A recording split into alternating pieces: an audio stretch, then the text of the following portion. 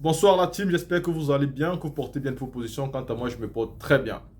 Après avoir fait la vidéo du président Laurent Gbagbo pour son arrivée à la place Henri Konan Bédié aujourd'hui à Agboville, je viens un peu débriefer la sortie du président Laurent Gbagbo. Je vais m'intéresser à deux points. Premièrement, le point des accusations contre sa personne sur le braquage de la BCAO. Et secondo, la réponse qu'il a réservée à M. Charles Blé Goudé. Vous connaissez tous les propos de Charles Blé Goudé. Charles Blé Goudé nous a dit qu'en prison, il a souvent préparé pour le président Laurent Gbagbo. C'est-à-dire, il a pu ouvrir sa grande gueule pour avancer ce genre de paroles. Mais ceci n'est pas faux. C'est vrai que Charles Blé Goudé en prison a souvent préparé pour le président Laurent Gbagbo, mais seulement, il n'a pas dit où la nourriture qu'il préparait venait. Et ça, c'est être malhonnête. Autant tu dis que tu préparais pour le monsieur, il faut aussi dire que c'est sa femme, Nadi Bamba, qui ramenait de l'argent pour que vous puissiez acheter la nourriture. Et donc le président Laurent Gbagbo était en train d'expliquer aujourd'hui aux sympathisants et aux militants les raisons pour lesquelles il pense que voilà, les femmes aujourd'hui ne doivent plus être classées comme celles qui ne peuvent rien apporter dans la vie d'un homme et qu'elles voilà, ne peuvent être celles qui sont laissées pour compte et tout. Parce que lui, il a fait l'examen sincère en étant en prison. C'est sa femme qui s'occupait de lui comme un enfant. Donc ça veut dire qu'autant un homme s'occupe d'une femme, il y a des femmes aussi qui sont souvent capables de s'occuper d'un homme, alors que c'est un ancien président de la République qui aujourd'hui, nous sommes tous conscients qu'il a récupéré tous ses biens, il a eu sa range voyagère, et vous savez, beaucoup de milliards, l'argent qu'il n'a pas touché durant des années et des années. Ceci étant, il a quand même lancé un petit mot à Charles Blé Goudé. Donc vous savez, pour ceux qui disent souvent le président Laurent Gbagbo n'accepte pas la visite de Charles Blé Goudé, il préfère accepter la visite des rebelles, tout et tout et tout. Il vient de vous faire comprendre alors que les propos que ce monsieur sort de sa bouche souvent sont clairement significatifs du fait qu'il a quitté la lutte depuis. Et donc nous ne devons pas s'intéresser à ce genre de personnes. Parce que s'il veut nous faire comprendre que c'est lui qui cuisinait, il doit aussi avoir le courage de dire que la personne qui ramenait l'argent, la nourriture, c'est bel évidemment Nadi Bamba. Mais comme il n'aime pas Nadi Bamba, comme il aurait aimé que c'est Simone et Yves Babo qui soient toujours la femme du président Laurent Gbagbo aussi. Ceci étant dit, il faut que je vous dise clairement, je ne suis pas dans un conflit entre la première dame Simone Babo et le président Laurent Gbagbo, ça ne me regarde pas du tout. Je me concentre sur l'homme Charles Blé Goudé et que je trouve qu'il est un peu intellectuellement malhonnête. Mais bon, on va passer à autre chose. On va passer à l'affaire du braquage de la BCAO. Monsieur Alassane Draman Ouattara estime que le président Laurent Gbagbo est celui-là même qui a braqué la BCAO et que c'est parce qu'il a cassé la BCAO qu'aujourd'hui il ne peut plus être inscrit sur les listes électorales. Et pourtant, le président Laurent Gbagbo n'a fait que respecter les lois. Et ces lois-là qui disaient que, alors que la BCAO était en train de prendre des décisions qu'elle ne pouvait pas prendre, vous savez, la BCAO n'est pas censée s'ingérer dans la politique interne d'un pays. Non. Elle doit gérer le côté finance, mais elle ne doit pas s'intéresser à la chose politique d'un pays. Pourtant, c'est ce qui s'est passé. La BCE aussi ne doit pas prendre les directives en France pour prendre certaines décisions. Et pourtant, encore une fois, c'est ce qui s'est passé. Donc, à un moment donné, alors que les fonctionnaires d'État, les fonctionnaires ivoiriens ne touchaient plus de l'argent, le président Laurent Gbagbo a tout simplement utilisé le pouvoir qu'il avait de président pour pouvoir payer les Ivoiriens. Et ceux qui l'accusent aujourd'hui, même Alassane Draman Ouattara, touchait l'argent en tant qu'ancien Premier ministre. Donc tout le monde a été payé, même le procureur qui condamne le président Laurent Gbagbo a été payé par cet argent de la BCAO. Et donc, pourquoi vous l'accusez? À côté de ça, le président Laurent Gbagbo, en tant que grand historien, nous a donc expliqué toutes les casses de la BCAO qui ont eu lieu en Côte d'Ivoire. Et nous savons tous les qui l'ont cassé. C'est bien évidemment Alassane Ouattara via Guillaume Soro avec ses gars, les rebelles. Nous le savons tous. Les vidéos sont là et nous pouvons les sortir en cas de besoin. Et pour finir, le président Laurent Gbagbo nous a parlé de c'est-à-dire de la condamnation qui pèse sur sa tête. C'est d'où est venue cette affaire de la BCAO là. Et en nous parlant de la condamnation, le président Laurent Gbagbo nous explique qu'en 2010, et je le répète souvent ici, les gens estiment que je me répète trop, et je le répète souvent ici, le président Laurent Gbagbo nous a répété aujourd'hui qu'en 2010, il a gagné les élections. Parce qu'il avait une seule structure qui devait proclamer quelqu'un vainqueur. Et cette structure était le Conseil constitutionnel. Et le Conseil constitutionnel de 2010 avait déclaré le président Laurent Gbagbo élu. Et donc, logiquement, il devait continuer à gouverner. Il avait donc prêté serment et son gouvernement avait pris forme. Il avait nommé, il avait fait un remaniement ministériel vu que c'était le président sortant et il était encore le président entrant. Et derrière ça, comme les rebelles n'étaient pas d'accord et comme la France n'était pas d'accord, ils ont donc formé leur armada et ils sont venus attaquer le monsieur. Et les rebelles n'ont pas pu gagner la victoire face au président Laurent Gbagbo. Parce que vous savez, quand un président n'est pas légitime, normalement son peuple est contre lui. Mais le président Laurent Gbagbo étant légitime, le peuple ivoirien était sorti pour défendre son président. Et du coup, les rebelles qui étaient armés n'ont pas pu attaquer, atteindre le palais présidentiel du président Laurent Gbagbo. Il fallait donc que l'armée française elle-même porte les chars de guerre, porte des hélicoptères de guerre et vienne clairement bombarder le palais présidentiel de Côte d'Ivoire. Est-ce que vous voyez le niveau d'ingérence en 2010? Une armée étrangère française qui vient bombarder militairement avec des armes lourdes un palais présidentiel. C'est ce qui s'est passé. Et pourtant, le monsieur avait gagné. Donc, il est parti à la CPI et la CPI a déclaré qu'il était innocent. Donc, aujourd'hui, le président Laurent Gbagbo nous dit, ne vous inquiétez pas. Je suis candidat et je le serai. Parce que je sais sur quoi je compte. Ce pourquoi on m'accuse là, ce n'est pas moi qui ai fait. Et donc, ça ne me concerne pas. La team ceci étant dit, je vais vous laisser quelques petits passages du président Laurent Gbagbo. Écoutez ça et dites-moi en commentaire ce que vous pensez. On se voit en vidéo pour une prochaine vidéo. Maintenant, je vais en parler tout à l'heure.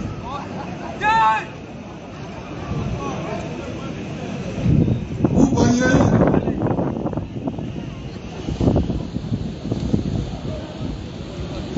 j'ai présenté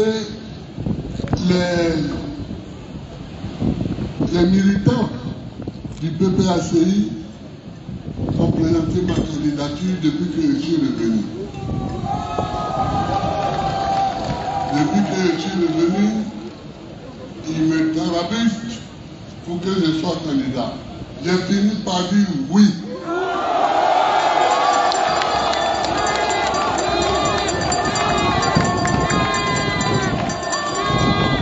J'ai fini par dire oui. Et j'ai dit oui. Mais, voyez-vous, il y a des gens qui disent Gbagbo n'a pas son nom sur la liste.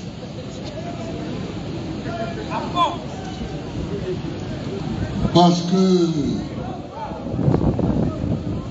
Gbagbo a été condamné.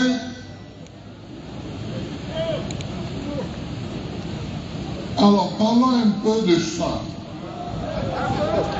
Parlons un peu de ça. La condamnation. Parlons un peu de ça.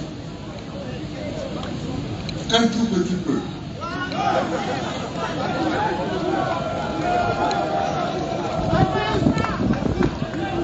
En 2010, nous avons fait campagne,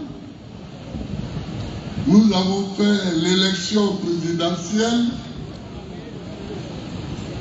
et le seul arbitre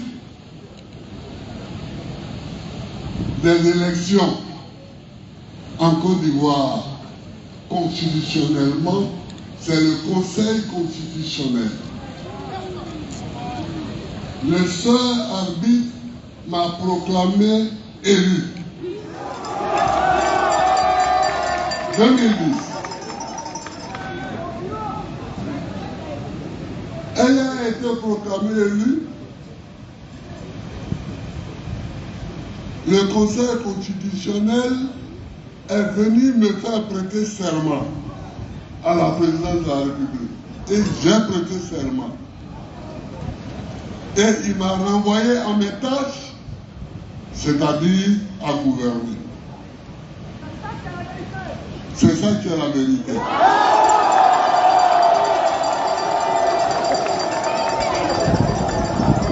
Donc le lendemain,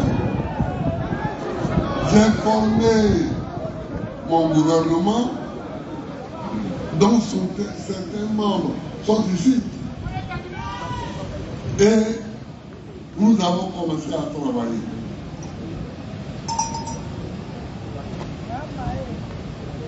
Mais là-bas, et au Golfe, ils n'étaient pas d'accord. Ils n'étaient pas d'accord.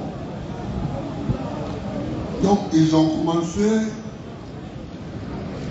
à menacer le gouverneur de la BCEAO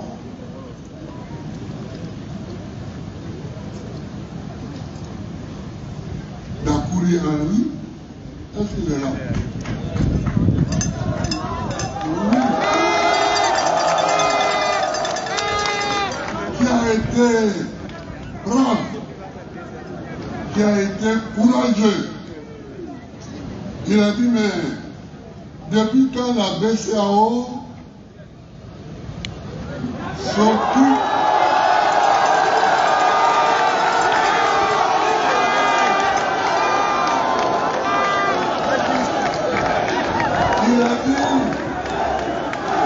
depuis quand la BCAO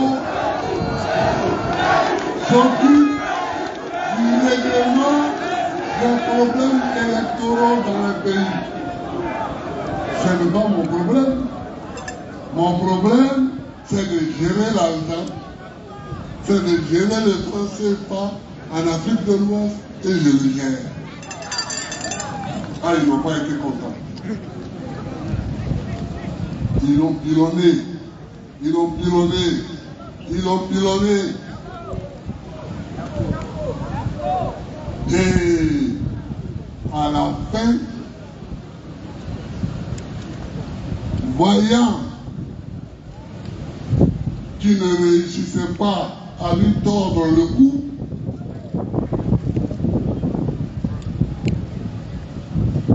à une réunion où je n'étais pas, ils l'ont vidé, ils l'ont renvoyé de ce poste de gouverneur sous la forme déguisée. C'était au Mali, c'est vrai. C'était au Mali.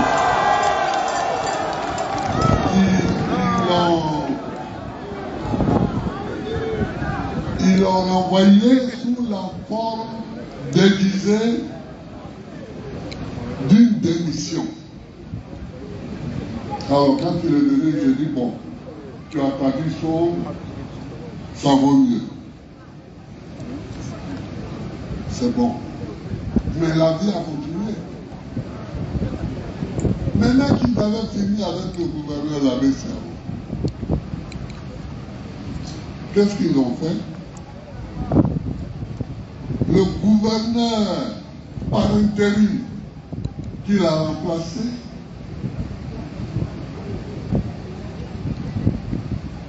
nous jouait des tours, faisant en sorte que la Côte d'Ivoire n'ait pas à sa disposition les sommes d'argent dont elle a besoin. Or, quand même, la BCAO, c'est nous. Lui et moi, c'est la Côte d'Ivoire. 40% de ce que gagne lui et moi, c'est grâce à la Côte d'Ivoire. Alors j'ai dit, c'est pas possible. J'ai dit, c'est pas possible. Donc j'ai décidé de couper le pont avec Dakar. Et j'ai coupé le pont avec Dakar. Et j'ai pris la BCAO Côte d'Ivoire comme notre banque centrale.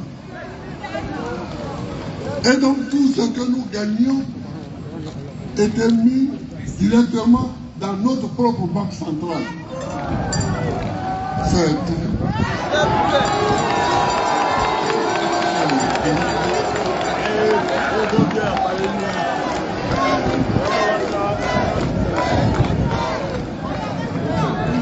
Et donc, nous avons continué. Les amis, le direct tremble un peu là. Ils sont en train de signaler le direct. Mettez assez de cœur, ils sont en train de signaler le direct, ça tremble. Mais ils avaient plus d'un tour dans leur sac. Un matin, nous venons en conseil des ministres, on nous apprend que la BCC a fermé, que la Société Générale de Banque a fermé, que la CIB a fermé, et que les dirigeants sont partis en vacances en France. Je dis en bon, c'est comme ça. En bon, d'accord. Donc, j'ai nationalisé immédiatement ces banques-là. Surtout, j'ai nationalisé la BCC et la Société Générale.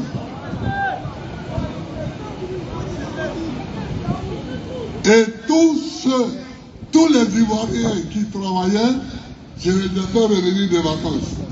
Ils étaient contents. Ils étaient enthousiastes. Ils sont venus. Ils ont ouvert les portes. Et nous sommes rentrés travailler. Parce que c'était à la fin du mois. C'était à la fin du mois et les salaires des fonctionnaires étaient en train d'arriver.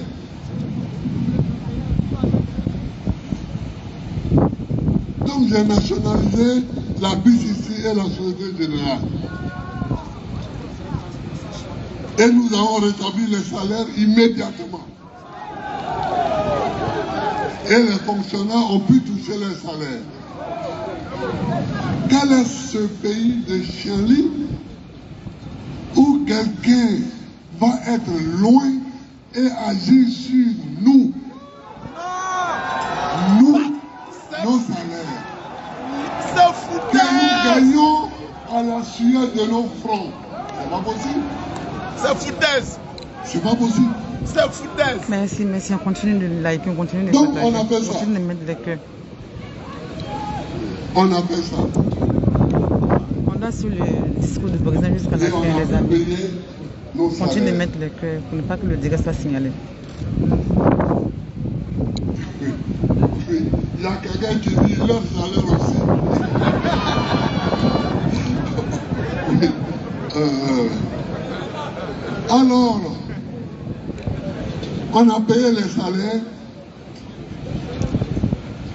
et les gens ne savaient plus comment fonctionner avec nous. Ils ne savaient plus. Donc, quand j'étais en prison à La Haye, c'est pas grave.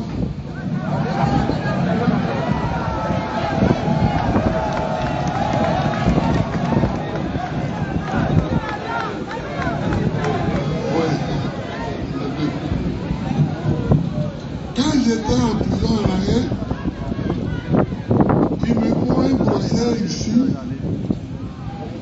et puis on parle de braquage de la BCAO. Moi, Babo, braquer une banque. C'est manger qui me manque.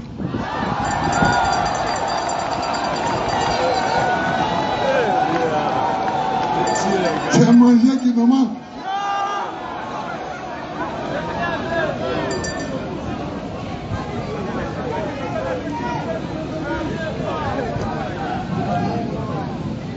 Parce qu'ils savent très bien que ce que j'ai fait là, ils ne peuvent pas le dire. Parce que s'ils veulent me reprocher quelque chose, il faut qu'ils disent Gbagbo a nationalisé 2 banques françaises en Côte d'Ivoire. Voilà. C'est ça qui est la vérité. La BCC et la Société Générale, ce sont 2 banques françaises. S'ils disent ça, c'est la vérité. Mais ils savent que les Ivoiriens vont aimer. Ils savent que les Ivoiriens vont aimer ça. Donc ils ne peuvent pas aller dire ça.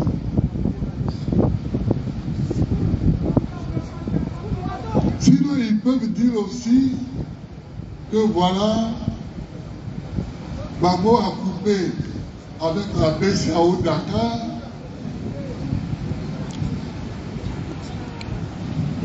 et qu'il a pris son autonomie en Côte d'Ivoire au niveau de la Banque centrale. Mais ça aussi, il ne faut pas dire ça maintenant, parce que c'est ça que l'AES est en train de faire. Et il y a beaucoup d'Africains qui veulent faire ça. Il y a beaucoup d'Africains qui veulent faire ça. Donc, ils savent que ça ne les arrange pas. C'est les deux choses qu'on peut me reprocher. Que oui, j'ai quitté Dakar et érigé notre succursale de la BCAO en banque centrale. Mais en faisant ça, j'ai été le premier parmi tous ceux qui vont suivre. Parce que tout le monde va suivre. Hein. On va suivre petit à petit.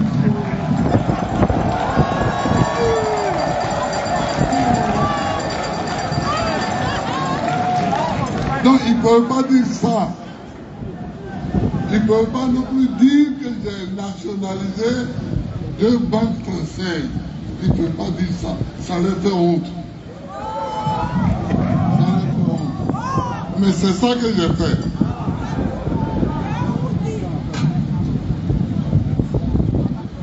Alors, ils n'ont plus d'autres ressources que de m'arrêter. On m'a arrêté. Arrivé là-bas, à la CPI, bon, on dit oui, j'ai tué des gens. Alors,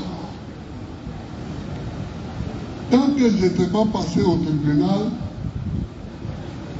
j'ai traîné un peu. J'ai dit, ah, quand tu es chef d'État, comme tu n'es pas dans la rue, peut-être que mes gendarmes, mes policiers, mes militaires, mes eaux et forêts ont tué des gens à mon nom, et puis je ne suis pas au courant. Donc on va voir. Mais quand Fatou Bensouda est venue et qu'elle a exposé les meurtres, quand j'ai écouté ça, j'ai appelé mes avocats et je leur ai dit, il n'y a rien au pays.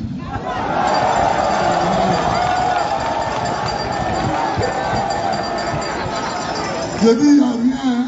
Ne vous en faites pas. Venez me trouver en prison, on va discuter, je vais vous donner les faits. Ils m'ont trouvé, je leur ai donné les faits, ils ont dit donc on va gagner le procès. J'ai dit on va gagner le procès. Parce qu'elle raconte des histoires. Elle raconte des histoires sans parler des faits.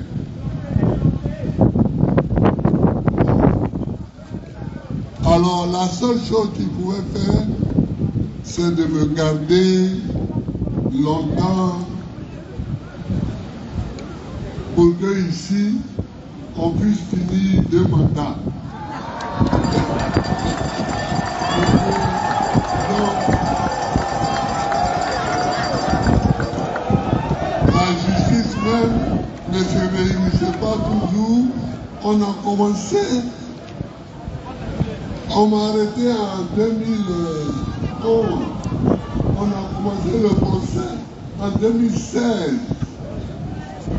J'étais là-bas comme ça. Là-bas, il fallait perdre le temps, il fallait me garder. J'ai dit, ça c'est pas grave. Mais on va faire le procès, on va aller jusqu'au bout.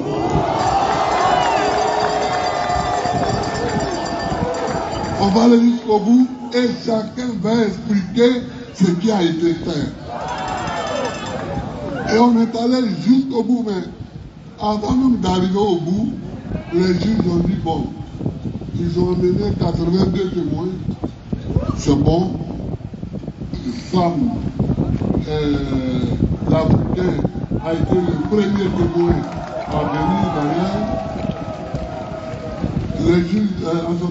Les juges disent, bon, mais ce n'est pas la peine que toi tu amènes des témoins. Parce que l'un témoin qui était chargé de t'accuser, ils t'ont disculpé. Parce que ce qu'ils ont dit là, il n'y a rien dedans pour te condamner. Allez, tu as quitté, il faut partir. Donc, moi, je n'ai même pas présenté de témoins. Je n'ai pas présenté de témoins. Donc, c'est ça. Et ça, j'ai demandé à mes camarades de présenter tout le déroulé de l'action économique, bancaire. Et d'ici mardi, nous allons publier ça dans les journaux en Côte d'Ivoire pour que chacun ait au moins sa copie en main, pour que chacun puisse lire. Parce que moi, je dis la vérité. On continue de partager la vidéo, mais la vidéo semble un peu. J'ai peur qu'on signale la vidéo. Celui qui dit la vérité aussi n'a qu'à me répondre. Ce qu'on peut me reprocher, c'est d'avoir nationalisé deux banques françaises. Oui, je l'ai fait, et alors? Et alors? Je suis président dans mon pays. Des banques étrangères sont ici. Elles refusent de payer les salaires de mes fonctionnaires. Je les nationalise. Et alors?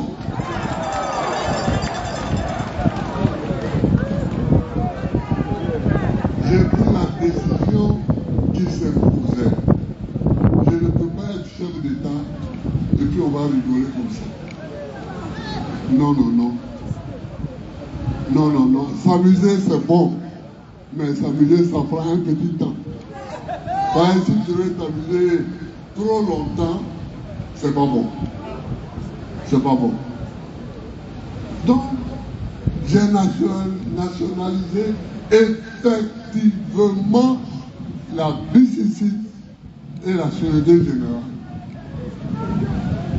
La cible n'était pas trop importante, donc je ne me suis pas trop occupé de ça. Et puis, je me suis coupé de Dakar. Mais ils vont voir. Regardez l'Afrique de l'Ouest. Petit à petit, les gens sont en train de se couper de Dakar. Parce que ce n'est pas une bonne chose. Vous comprenez? Mais les gens s'amusent. Les gens s'amusent. Le français parle. Le français parle. Tous les pays qui sont dedans vont quitter.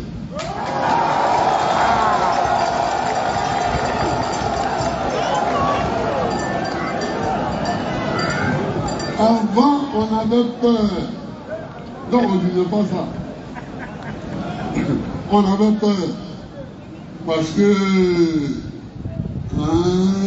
c'était... Mais le premier texte que j'ai publié sur le franc CFA, pour dire qu'il n'est pas bon, c'était en 1984. En 1984. Il y en a qui ne sont pas encore nés. Ouais. Voilà. Il y en a qui ne sont pas encore nés. J'ai demandé à un étudiant, j'étais en France, en exil. J'ai demandé à un étudiant en économie de me faire un petit texte parce que l'écrivain camerounais Mongo Betty avait une revue Peuple noir, peuple africain.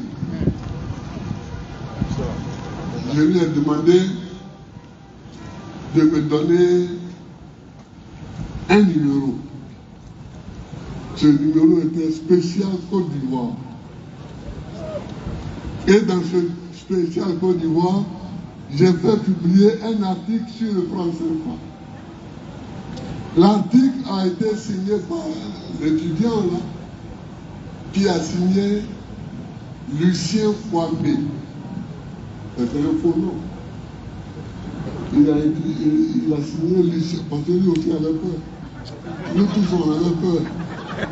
Mais si vous regardez Lucien Kwame, c'est comme Lovrignon Pouillon, LK, qui était son vrai nom. Et c'est comme Laurent Koudou, qui était mon vrai nom. Donc, on a mis une signature qui était fausse, mais dont les initiales cachaient le vrai. Donc, Lucien Kwame, comme Lovrignon Pouillon, comme Laurent Koudou.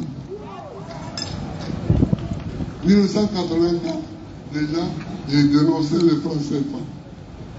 Mais en ce moment-là, on avait peur. Donc, on faisait comme ça. On faisait comme ça. Bon, maintenant, je dis, parce que bon, maintenant, tout le monde sait que c'est pas bon. Donc, maintenant, tout le monde sait et tout le monde le dit. Et je vous dis, regardez d'ici 10 ans, vous allez voir qui est encore à Dakar, qui est encore à la BCAO de Dakar. Les gens vont quitter un à un, un à un, un à un, un à un, un à un, un à un, un à un. Voilà. Les jeunes gens du Burkina Faso, du Mali et du Niger ont commencé. C'est déjà prêt. C'est le lieu de fabrication. Sinon, c'est déjà prêt. C'est déjà prêt. Bon, mais dans quelques mois, nous allons voir. Nous allons voir. Oui, je suis là. Je suis à vous. Donc, chers amis, les gens qui disent Bako a braqué le banc, c'est faux. C'est faux.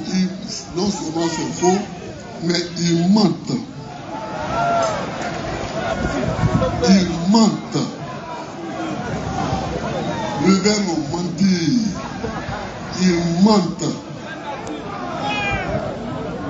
S'ils veulent m'accuser, qu'ils m'accusent d'avoir nationalisé 2 banques françaises. Mais ça, ils savent que les Libanais vont m'applaudir. S'ils veulent m'accuser, qu'ils m'accusent d'avoir quitté la BCAO de Dakar. Mais ça vient. Tout le monde vient. Tout le monde vient à ce résultat. Donc voilà. Je n'ai pas braqué. Sinon, on sait qui a braqué les agents de la BCAO.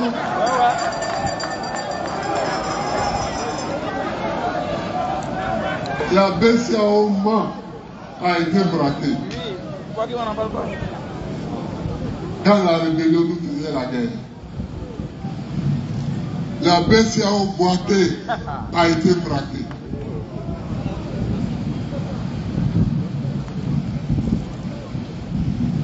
La BCAO Korogo a été braquée. Voilà les 3 succursales de BCAO qui ont été braquées.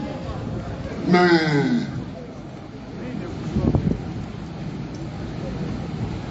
où est parti l'argent? Question. Aujourd'hui, je ne suis pas là pour ça. Mais s'ils veulent qu'un jour on parle, on va parler. Voilà. Sinon, si ceux qui ont pris l'argent m'accusent aujourd'hui,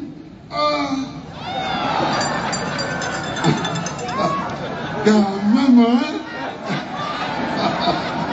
Quand même, hein? Voilà. Donc, voilà.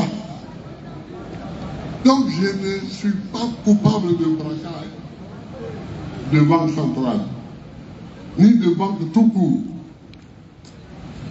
Je ne suis pas coupable de ça. Alors, on dit on va faire un jugement et on ne me convoque pas. Moi, le coupable. Moi, l'inculpé. Comment? Tout le monde sait où je me trouve. Je suis à la CPI, c'est eux-mêmes qui m'ont amené là-bas.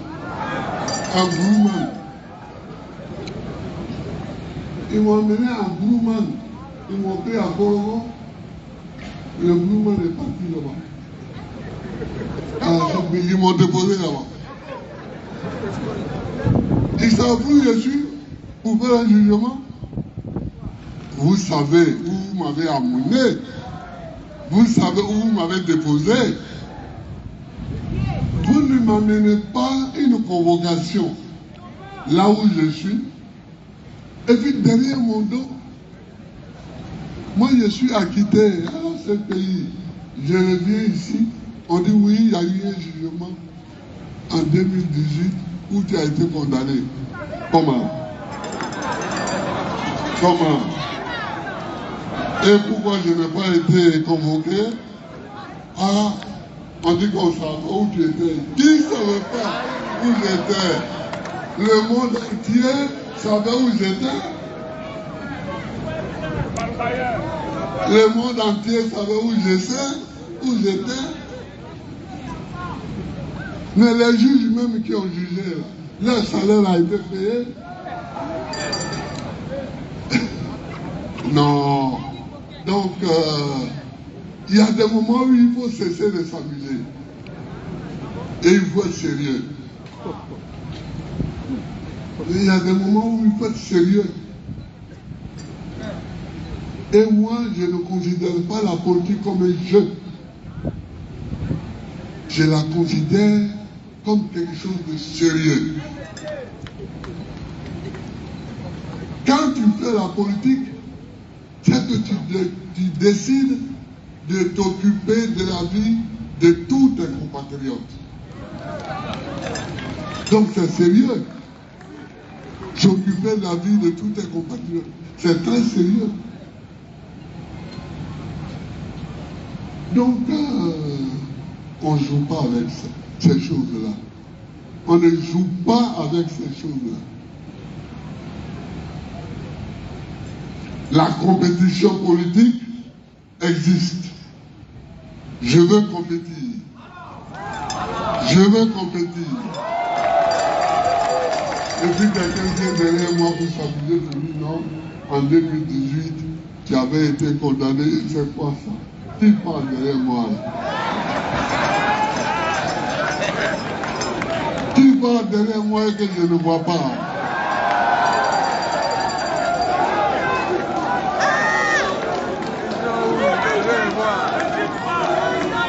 Ils sont où? On va la voir. Merci mes amis, merci. Moi je n'ai jamais joué à des jeux comme ça. Je n'ai jamais mis quelqu'un en prison quand j'étais président pour délit d'opinion. Si tu penses quelque chose, tu penses. Même si tu m'attaques, mais ce n'est pas mon problème. Ça va faire voir. Si tu m'attaques, ça va faire voir. Je crois que rien du tout. Rien du tout. Alors, voilà ce que je voulais vous dire sur ça. Mais nous allons publier un texte entier sur ça pour que tout le monde sache. Pour que tout le monde sache que les gens mentent et que nous avons décidé de ne pas mentir. Voilà, chers amis, ce que je voulais vous dire pour... ça va? Ouais, ce que je voulais vous dire pour la défense. On ne raconte pas des histoires comme ça, pour rien, sur les gens.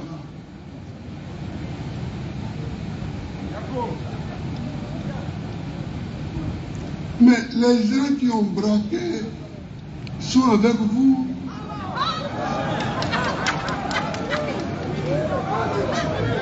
Ils sont vos amis.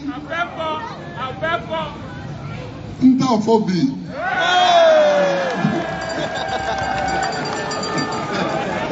Ntaphobie. Donc, voilà ce que je voulais dire. Bon, comme cette fête efficace, nous l'avons dédiée aux femmes, je vais dire un mot sur les femmes. Hortense, elle est là. Merci.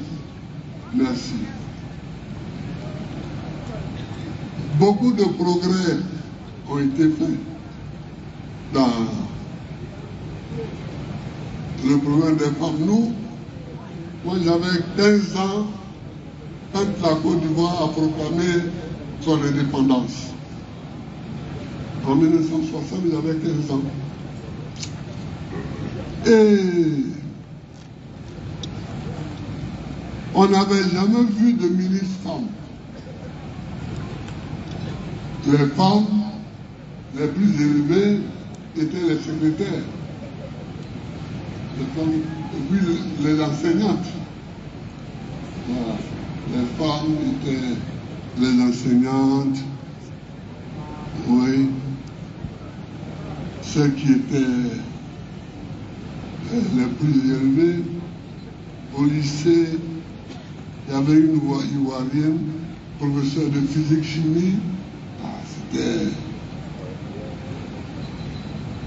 C'était une grande. Il y avait aussi Angèle Yonsoir, qui était professeur d'histoire. Bon, il y avait... Mais il n'y avait jamais eu de femme ministre.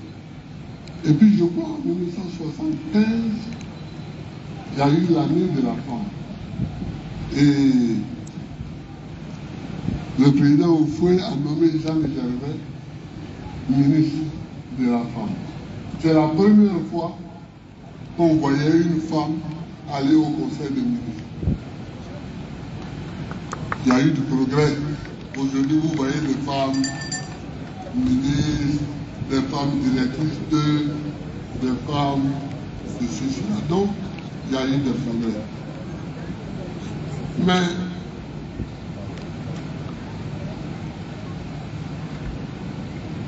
est-ce que ces progrès-là suffisent? C'est ça.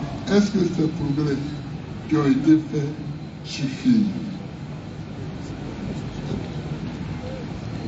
Est-ce que les femmes sont assez considérées dans la société?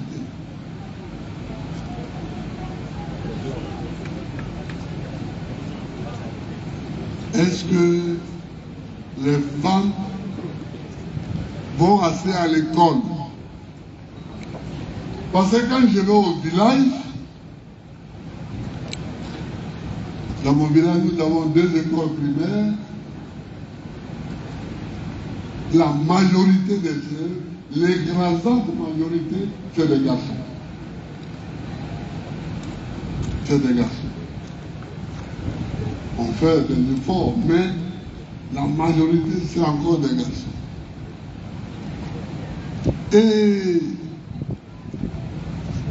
les parents, ce qu'ils disent souvent à leurs filles, c'est il faut faire, tu vas aller à Abidjan, tu vas trouver un mari qui a un bon travail, et puis il va s'occuper de toi. C'est ça. Un jour, je suis allé à Yopougon, j'ai vu un de mes copains, je lui ai dit, aïe, d'accord, tu as 4 femmes, il y avait 4 femmes. Et d'accord, tu as 4 femmes. Il dit, oui, je suis leur tuteur. Comme elles ne savent pas où aller, elles ne savent pas où habiter, alors je suis leur tuteur. Vous voyez, c'est ça l'image.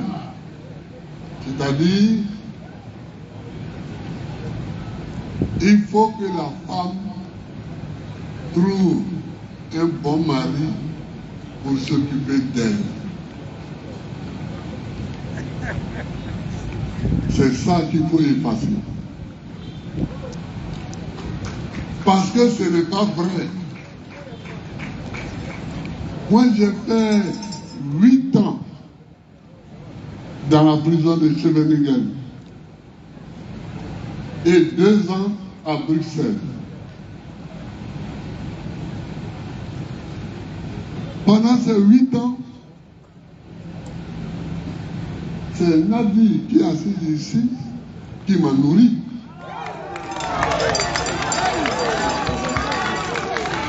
C'est elle qui me donnait l'argent chaque mois pour vivre. Parce qu'en prison, on est nourri. Mais la nourriture est tellement mauvaise que personne ne mange ça. Donc, entre nous, on se cotise. Et puis, on fait des achats. Il y en a qui disent, mais c'est moi qui faisais la cuisine pour Babo. Il y en a qui disent, c'est moi qui faisais la cuisine pour Babo. Mais ils ne disent pas d'où sort l'argent avec lequel la nourriture a été achevée. Ils ne disent pas ça. L'argent, ça sortait de Sénabie. Donc chaque mois, je donnais l'argent et on faisait la cuisine tous les jours. Et celui qui faisait même la cuisine d'abord, normalement, c'est un jeune Congolais qui s'appelait Germain Katanga. Germain Katanga. C'est lui qui nous faisait à manger. C'est quand on a libéré que celui que vous savez a pris un peu la réserve. Voilà. Donc, la femme peut s'occuper de l'homme. Et elle s'occupe souvent de l'homme.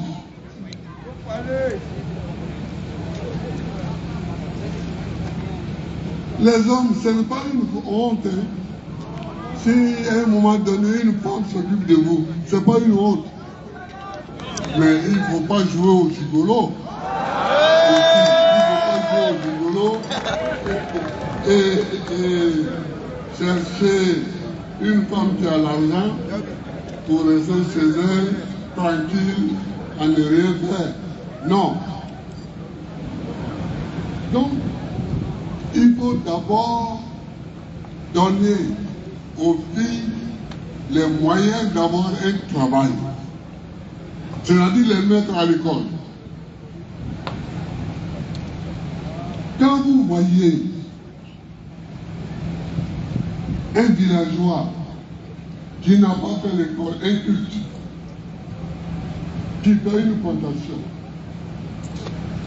et puis un intellectuel qui fait une plantation, ce n'est pas le même genre de plantation. Ce n'est pas le même genre de plantation. Donc il faut que les filles aillent à l'école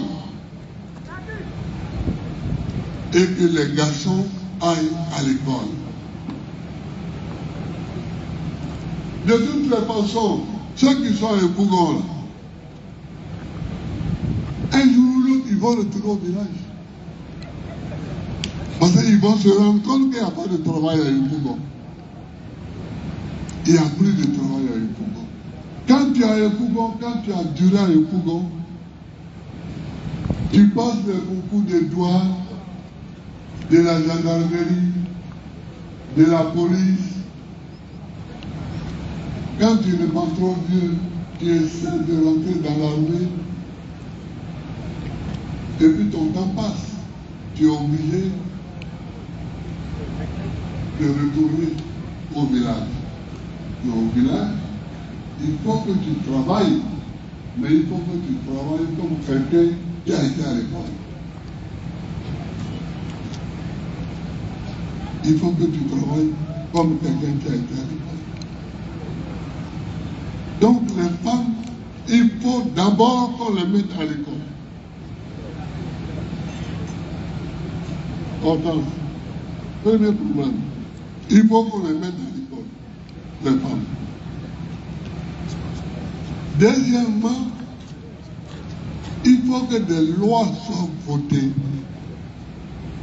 qui ne discriminent pas les femmes. Des lois qui ne discriminent pas les femmes. Moi, j'ai été heureux de voir des femmes. Ici, il y a des femmes qui ont été ministres. Il y a Daniel Boni, qui a été ministre du président Bélier, ministre de la communication. Et elle a été mon ministre, à moi. Il y a Odette Soye ici, qui a été mon ministre aussi à moi. Je ne sais pas. Il y a où est Boko Angel? Il y a Boko Angel qui a été mon ministre. Oh, et elle a été ministre au même poste que le crew d'ailleurs. Vous avez occupé, quand tu as été après ministre de l'Agriculture, mais au départ c'était où il fallait. Voilà, elle a été ministre de l'Agriculture. Donc, vous voyez, voilà. Donc, il faut que les femmes aillent à l'école, qu'elles aillent à l'école, non pas seulement pour être ministres, mais pour qu'elles aient la formation, pour qu'elles aient la connaissance. Aujourd'hui, c'est la connaissance qui est le pilier du monde. C'est la connaissance. Une fois qu'elles ont la connaissance, l'histoire du mariage ou du non-mariage, ça c'est l'affaire de chaque individu. Il ne faut pas faire de ça un débat public. Il y a des garçons qui veulent se marier, ils se marient. Il y a des femmes qui veulent se marier, elles se marient. Mais il y a des garçons qui n'ont pas envie de se marier, il y a des femmes qui n'ont pas envie de se marier. Eh bien, foutez-les la paix. Laissez-les tranquilles. Oui, laissez-les tranquilles. Donc, sur ce point-là aussi, c'est ça. Mais, autant, il faudra qu'on convoque des assises avec les femmes, comme on avait fait pour les jeunes, avec les femmes, qu'on les convoque à une réunion au palais de la culture pour qu'on discute. Voilà, pour qu'on discute. Et qu'on arrête des points qu'on puisse appliquer. Voilà ce que je voulais vous dire, chers amis.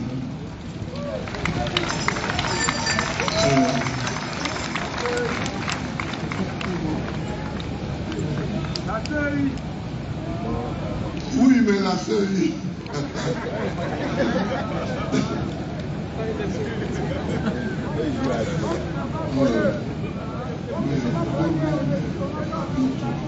Oui, la CI, c'est pas un problème à discuter.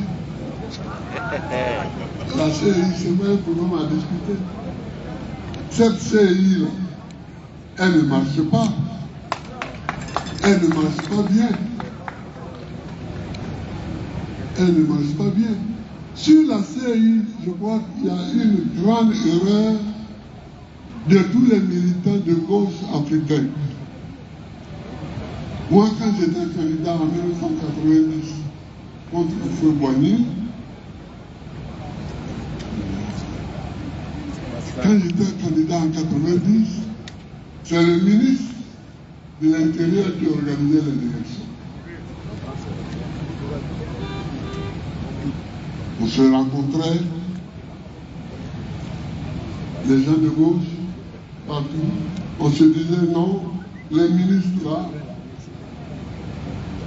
ils ont des partis pris. Ils ont des partis pris, donc il faut que nous créions des structures indépendantes. C'est sur le mot indépendant qu'il y a le problème. C'est sur le mot indépendant qu'il y a des problèmes.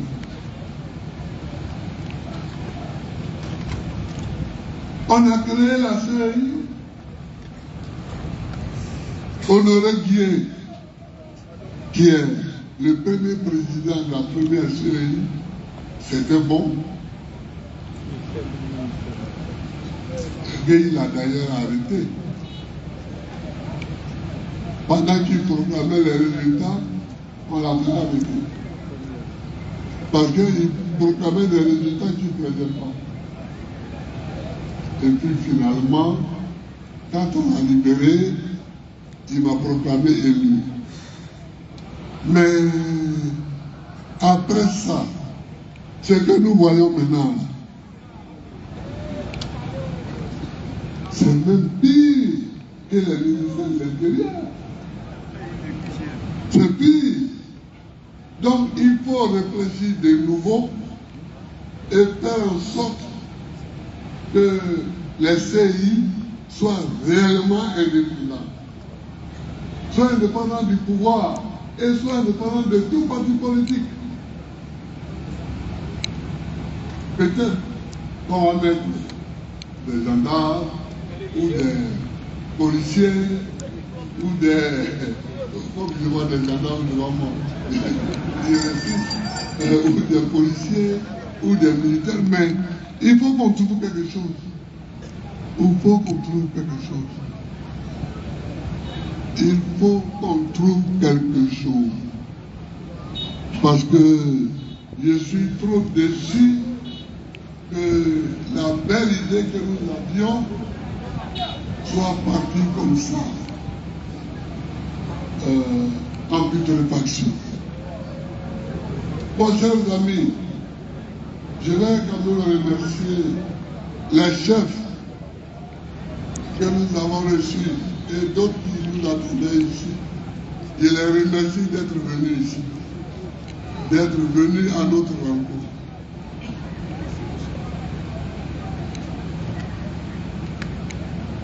Je remercie les jeunes burkinabés que j'ai salués tout à l'heure.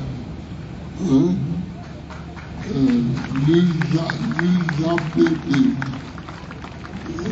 Tiennet Pouma Sylvain, c'est vous.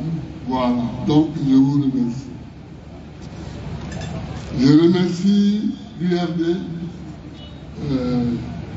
de Daniel. Je remercie le mouvement des forces d'avenir d'Anaki, il paraît qu'Anaki lui-même n'est pas là. Et il a envoyé des gens. C'est vous? Ah oui, d'accord. Ok. Je remercie la NACIC, ouais, Centrafricain. Je remercie l'AIRD. Ah, c'est vous. Ok. C'est vous qui représentez. Hein? Je remercie l'USD. L'USD est là. Oui, ils sont partis. Ah, d'accord. Je remercie Pulsérie, l'alternative citoyenne ivoirienne de Pulsérie Balé, la fille Ban, la délégation du syndicat national des enseignants du second degré, Sinési. Voilà, merci. Et je remercie les forces de l'ordre de nous avoir beaucoup aidés à maintenir en ordre cette foule immense. Je vous remercie. Voilà. Vous savez que, pour terminer avec les forces de l'ordre,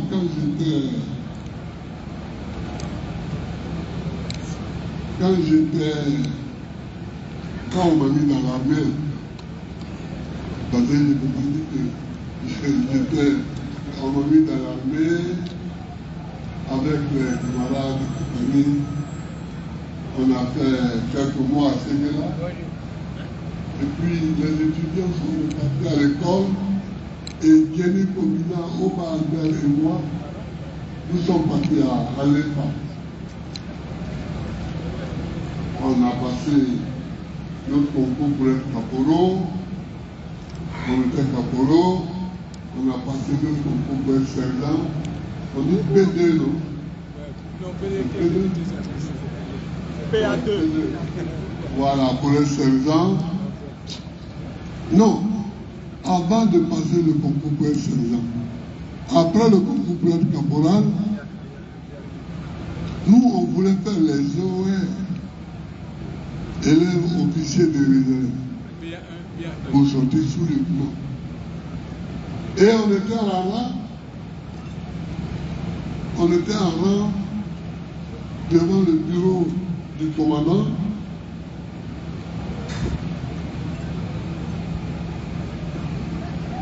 Et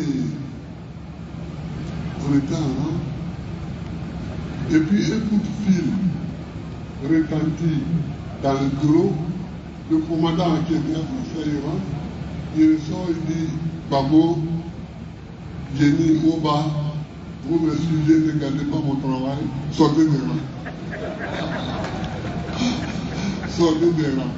Donc nous sommes sortis des rangs. Ce jour-là, à l'époque, on a eu la chance, ils nous ont donné une journée de permission dont on est en ville et on est rentré le soir. Donc je n'ai pas pu être sous-lieutenant et j'ai été sergent puisque Daquin, qui n'était pas d'accord qu'on soit là-bas, Daquin a dit bon, pour les sous-lieutenants ça dépend du ministre, mais pour les sous-officiers ça dépend de moi. Moi, je vous autorise à passer le P2.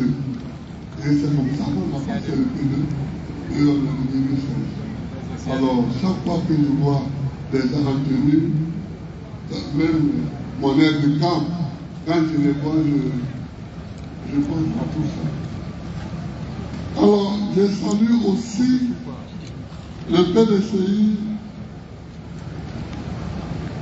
RDA. Le PDCI est là, non? Ils ne sont pas là. Ah, il est parti. Ah, il est là. Voilà. Je salue le PDCI RDA. On dit que le Sénégal est là.